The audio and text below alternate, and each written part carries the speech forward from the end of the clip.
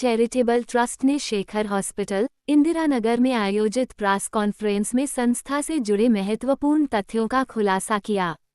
Trust ने आरोप लगाया कि वरुण श्रीवास्तव एवं मलय मोहन द्वारा सुनियोजित तरीके से वित्तीय सूचनाएं एकत्र कर अनियमितताएं की गईं, जिनमें विभिन्न कंपनियों के माध्यम से करोड़ों रुपये के लेनदेन में गड़बड़ी शामिल है। ट्रस्ट के अनुसार इंटरलिंक्ड दवा मंडी में लगभग 20 से 22 करोड़ रुपए तथा निर्माण कार्यों में करीब 10 करोड़ रुपए की अनियमितताओं के संकेत मिले हैं।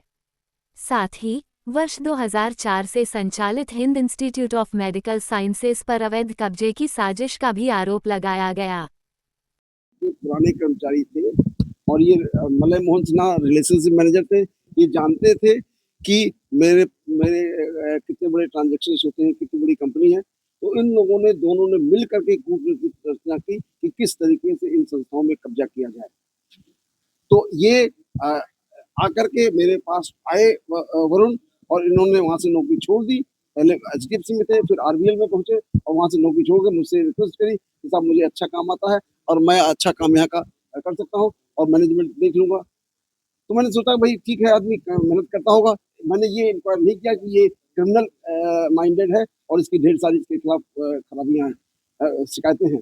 और इसके खिलाफ करीब 5 एफआईआर हैं, 8 सिविल सूट्स हैं इनके खिलाफ, और इनका पासपोर्ट जब्त है, इनका सिविल 0 है। ये किसी भी जगह से लोन नहीं ले सकते हैं। मतलब इन्होंने जब दवा मंडी का लोन लिया उस समय अपने आप को डायरेक्टरशिप से रिजाइन करा दिखा दिया और बाकी लोगों के बेस पे लोन लेकर के और फिर दोबारा ज्वाइन कर लिया डायरेक्टर। मतलब इतने बड़ा फ्रॉडी आदमी है। तो इन्होंने ये सब रचना रची थी। अल्टीमेटली जब इनकी चोरी पकड़ गई कि इन कंपनियों से ये पैसा अपनी कंपनियों में, सेल कंपनियों में ले जा रहे थे, तो ये पकड़ी गई। तो ये घबराए कि क्या किया जाए। तो ये कूट रचना रची और एक ट्रस्टी के माध्यम से उन्होंने ये प्रयास किया कि हम इसमें कब्जा करें और हाँ, मैन्युफैक्चर नहीं, करीब 8 कंपनियां सुन रहे हैं। अच्छा, वो दवाई से मतलब भी नहीं उनका, वो कंपनियां फेक कंपनियां हैं। वो जीएसटीआईटी में भी करते हैं। अरे बताया तो आपको, 2 पैन कार्ड है उनके पास, 2 डिन है। वो हेरा फेरी में तो अभी जो पैन कार्ड ये जा रहे हैं, अभी इनकी जब जांच होगी, इनकम टैक्स डिपार्टमेंट देखेगा आज की प्रेस कॉन्फ्रेंस के बाद, तो उसमें जांच करेगा और जब जांच करेगा तो पता लगेगा क्या स्थिति। आप जानते हैं पैन कार्ड 2 रखने पर क्या जुर्म की सजा है। आप अभी देख चुके हैं, अभी एक बड़ा केस था 2 पैन कार्ड रखने वालों का।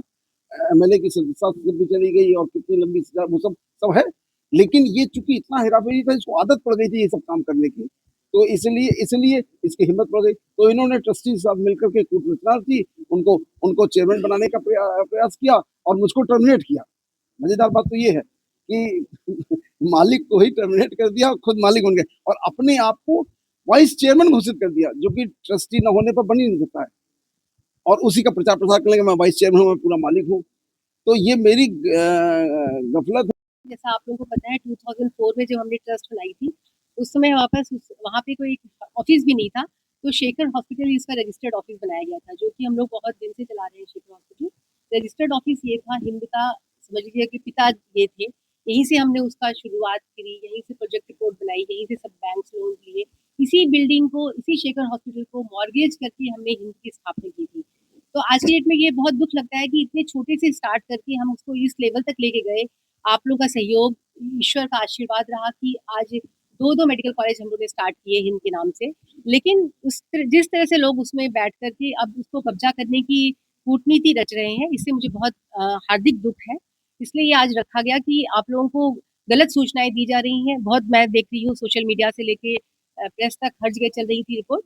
इसलिए आज ये रखा गया कि हमारी भी बात आप तक पहुंचनी चाहिए।